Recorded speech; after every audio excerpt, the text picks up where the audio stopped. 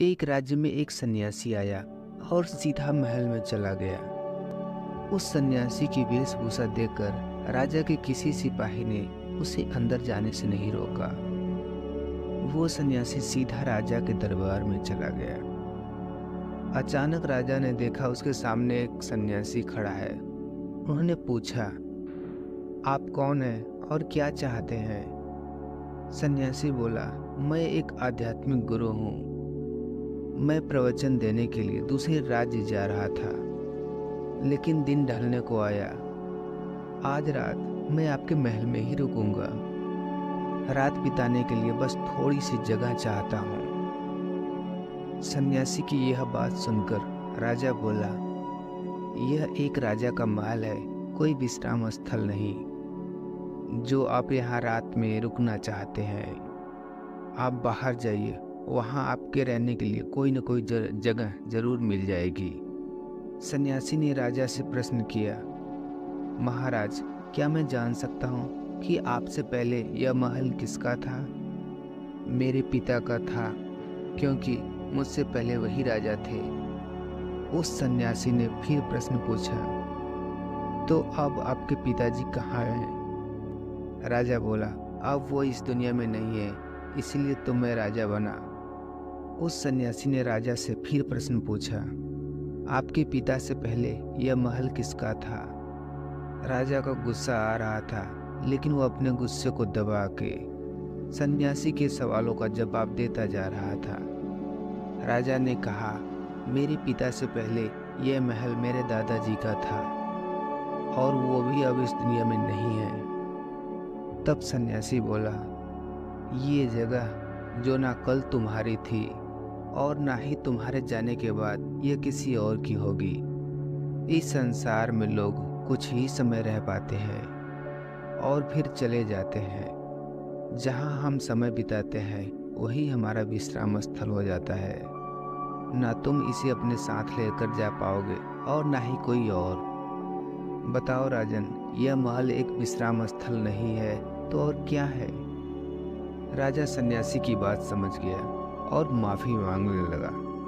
राजा ने उस सन्यासी को महल में रुकने के लिए व्यवस्था करवा दी। Thank you friends.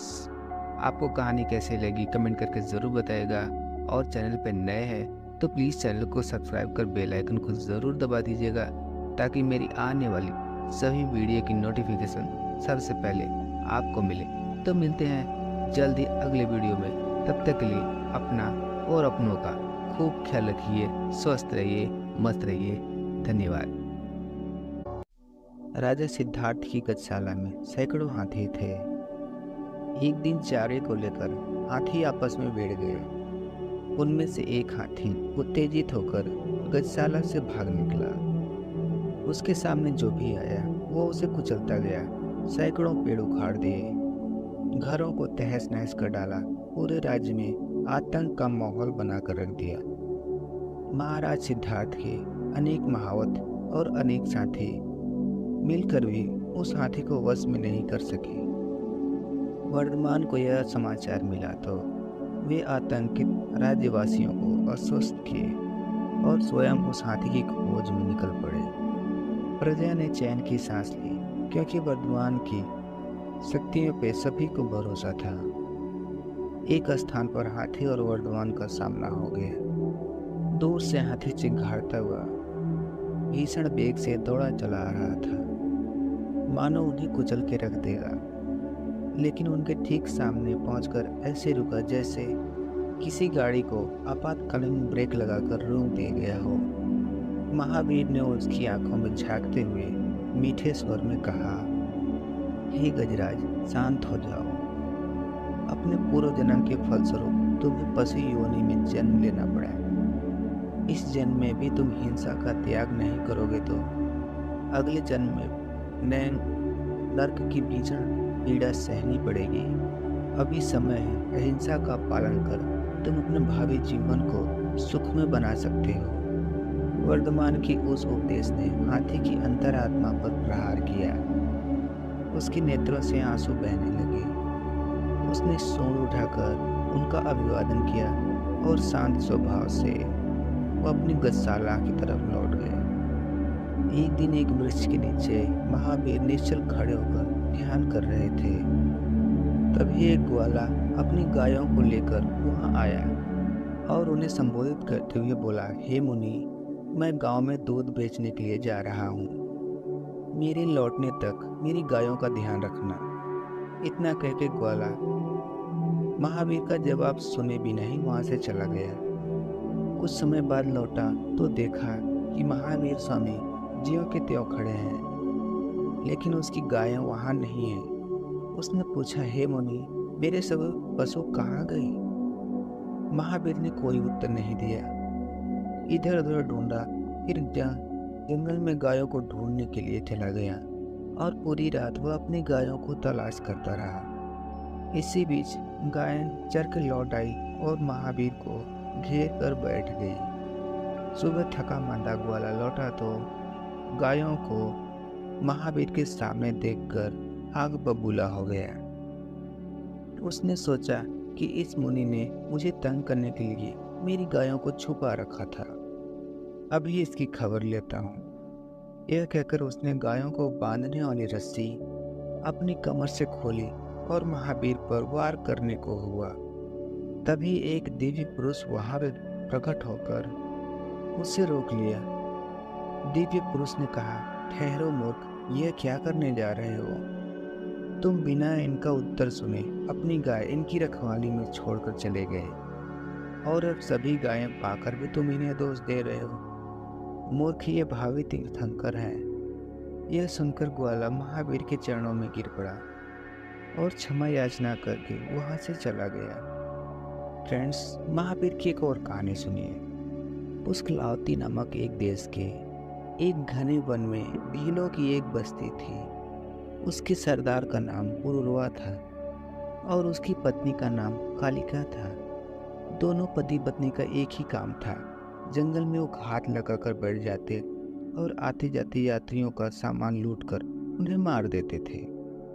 एक बार सागर सेन जैनाचार्य नामक वहां से गुजरे तो पुरुरवा ने उन्हें मारने के लिए धनुष तान लिया। जो ही वो तीर छोड़ने का हुआ तो कालिका ने उसे रोक लिया और बोली, स्वामी, इसके मुख पे इतना तेज देखकर ऐसा लगता है यह कोई देव पुरुष है। ये तो बिना मारे ही हमारा घर अन्न धन से भर सकते हैं। पुरुरवा को पत्नी की बात जच गई। दोनों मुनि के पास पहुंचे। वे दोनों पति पत्नी उनके चरणों में नतमस्तक हो गए। उन्होंने भाप लिया कि वह भील ही 24वें तीर्थंकर के रूप में जन्म लेने वाला है तथा अनेक कल्याण हेतु उन्होंने उसे अहिंसा का उपदेश दिया और अपने पापों का प्रायश्चित करने को कहा। भील ने उनकी बातों को गांठ बांध लिया और अहिंसा का व्रत लेकर और अपना बाकी जीवन परोपकार में बिता दिया। थैंक यू फ्रेंड्स, वीडियो देखने के लिए आपका धन्यवाद। फ्रेंड्स, चैनल पर नए हैं तो प्लीज़ चैनल को सब्सक्राइब कर बेल आइकन को ज़रूर दबा दीजिएगा ताकि मेरी आने वाले सभी वीडियो की नोटिफिकेशन सबसे पहले आपको मिले।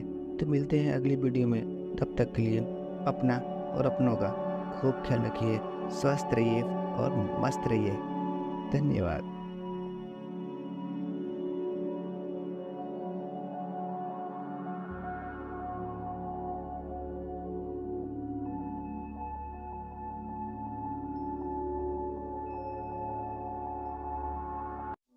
एक बार भगवान बुद्ध किसी गांव में प्रवचन दे रहे थे। काफी दूर दूर से भगवान बुद्ध का प्रवचन सुनने के लिए लोग आए हुए थे। बुद्ध के प्रवचन से लोगों को अपनी व्यक्तिगत और पारिवारिक समस्याओं का समाधान मिलता। उसी गांव में एक गरीब व्यक्ति अपनी एक छोटी सी कुटिया में रहता था। वह बार बार लोगों के समूह को बुद्ध के प्रवचन सुनने की लालसा लिए अपनी कुटिया के सामने से गुजरते हुए देखा करता। एक दिन उसके मन में एक प्रश्न आया कि बुद्ध के शिविर में जाते हुए लोग उदास और परेशान दिखाई पड़ते, लेकिन उनके प्रवचन सुनकर वापस आ रहे लोगों के चेहरों पर एक अजीब सी प्रसन्नता, आत्मविश्वास और शांति का भाव दिखाई पड़ता। वह सोचता, आखिर क्यों? आखिरकार एक दिन वह भी लोगों के साथ शिविर में गया जहाँ प्रवचन चल रहा था।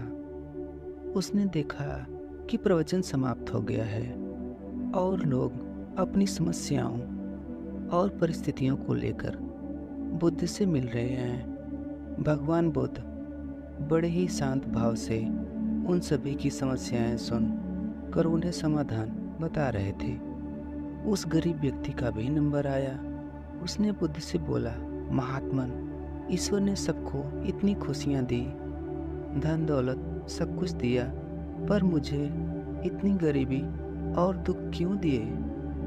मैंने भला ऐसा कौन सा पाप कर दिया है जिसके कारण मैं गरीबी और दुखों से भरा जीवन जीने के लिए विवश हूँ? तब भगवान बुद्ध बड़े ही करुणा भरे स्वर में बोले, क्या तुमने कभी किसी को कुछ दिया है? वह बोला, प्रभु, भला मैं गरीब आदमी किसी को क्या दे सकता हूँ? मेरे पास किसी को देने के लिए है ही क्या? मैं तो बड़ी ही मुश्किल से अपने परिवार का पोषण कर पाता हूँ और कई बार तो पूरे परिवार को भूखे पेट ही सोना पड़ता है। उस गरीब की बातें सुनकर भगवान बुद्ध बोले, ईश्वर ने तुम्हें इतना सुंदर चेहरा दिया है जिससे तुम लोगों को मुस्कुराहट दे सकते हो। ईश्वर ने तुम्हें सुंदर मुख दिया है, तुम लोगों की प्रशंसा कर सकते हो। भगवान ने तुम्हें 2 हाथ दिए हैं, तुम लोगों की मदद कर सकते हो। अब तुम ही बताओ, जिसके पास ये 3 चीजें हैं वह भला कैसे हो सकता है? तुम लोगों को देना सीख लो। जिन्हें मदद की ज़रूरत हो उनकी मदद करना शुरू कर दो। अपनी मुस्कुराहट और प्रशंसा के शब्द लोगों में बांटना शुरू कर दो। मदद कर सको करना शुरू कर दो, फिर तुम गरीब नहीं रहोगे। उस गरीब व्यक्ति को अपनी समस्या का समाधान मिल चुका था। वह अपनी गरीबी और दुखों का कारण का पता लगा चुका था और वह भी एक नए आत्मविश्वास और चमक के साथ चेहरे पर मुस्कुराहट और शांति का भाव लेके वह चल पड़ा। उस दिन से उसके जीवन की दशा बदल गई। वह नहीं रह गया जो बुद्ध के मिलने से पहले था। उसकी जीवन दृष्टि बदल चुकी थी। अब वह लोगों की सहायता में निरत रहने लगा। लोगों को खुशी देखकर वह भी प्रसन्न रहने लगा। कड़ी मेहनत कर औरों की तरह वह भी समृद्ध और सुखी हो गया।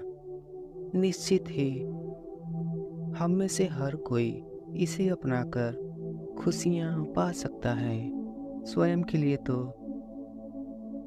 पशु पक्षी और जानवर ही जी लेते हैं, पर मनुष्य विधाता की सर्वोत्तम रचना है। हम सभी को जितना भी हो सके लोगों की मदद करनी चाहिए। Thank you.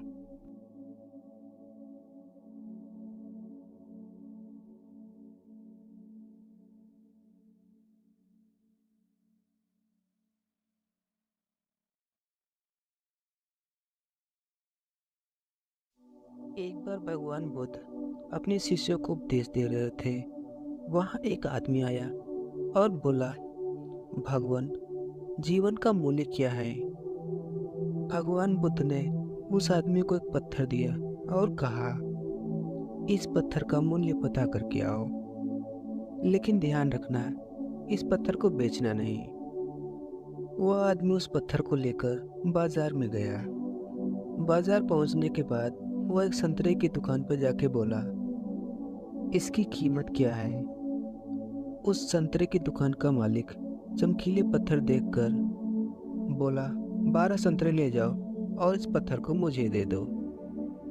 वह आदमी दूसरी दुकान पर गया और एक सब्जी वाले ने उस पत्थर को देखा और कहा, 1 बोरी आलू ले जाओ और यह पत्थर मेरे पास छोड़ जाओ।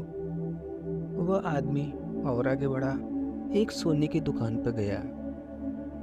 आदमी ने सुनार को उस पत्थर को दिखाया। सुनार उस चमकीले पत्थर को देखकर बोला, तुम मुझे यह पत्थर 50 लाख में बेच दो। उस आदमी ने बेचने से मना कर दिया। तब सुनार ने कहा। सुनार बोला, अच्छा ठीक है, कोई बात नहीं, 2 करोड़ में दे दो, या तुम खुद ही बताओ कि इसकी क्या कीमत है। तुम जितनी कीमत मांगोगी मैं उस दूंगा। उस आदमी ने सुनार से कहा, मेरे गुरु ने इसे बेचने को मना किया है। वह आदमी कुछ और आगे बढ़ा, एक हीरे बेचने वाली जौहरी के पास गया। जौहरी को वह पत्थर दिखाया। जौहरी ने जब उस अनमोल रत्न को देखा तो पहले बड़े ही सम्मान के साथ उस पत्थर को एक लाल कपड़े पे रखा, उसकी परिक्रमा की और माथा टेका। फिर जौहरी बोला कि सारी दुनिया को बेचकर भी इसकी कीमत नहीं लगाई जा सकती, यह बेशकीमती है। वह आदमी बहुत हैरान हुआ और सीधे बुद्ध के पास गया। भगवान बुद्ध के पास पहुंचकर उस आदमी ने अपनी आप बीती बताई और बोला, अब बताओ भगवान, इस मानवीय जीवन का मूल्य क्या है। तब बुद्ध बोले, संतरे वाले को जब तुमने यह पत्थर दिखाया था तो इसकी कीमत सिर्फ 12 संतरे थी, और जब तुमने सब्जी वाले को इसको दिखाया तो उसने इसकी कीमत 1 बोरी आलू लगाई, और जब तुमने इसे सुनार को दिखाया तो सुनार ने इसकी कीमत 2 करोड़ बताई, और जौहरी ने तो इसे बेशकीमती बताया। अब ऐसा ही मानवीय मूल्य का है। भगवान बुद्ध ने उस आदमी से कहा, तू बेशकीमती हीरा है, लेकिन सामने वाला तेरी कीमत अपनी औकात, अपनी जानकारी और अपनी हैसियत से लगाएगा। लेकिन तू घबरा मत, दुनिया में तुझे पहचानने वाले भी मिल जाएंगे। Thank you friends. आपको यह कहानी कैसी लगी फ्रेंड्स कमेंट करके ज़रूर बताएगा। फ्रेंड्स अगर चैनल पर नए हैं तो प्लीज़ चैनल को सब्सक्राइब कर बेल आइकन को दबा दीजिएगा, ताकि आने वाली मेरे सभी वीडियो की नोटिफिकेशन सबसे पहले आपको मिल जाए। तो मिलते हैं अगली वीडियो में, तब तक के लिए अपना और अपना खूब ख्याल रखिए, स्वस्थ रहिए, मस्त रहिए। जय हिंद।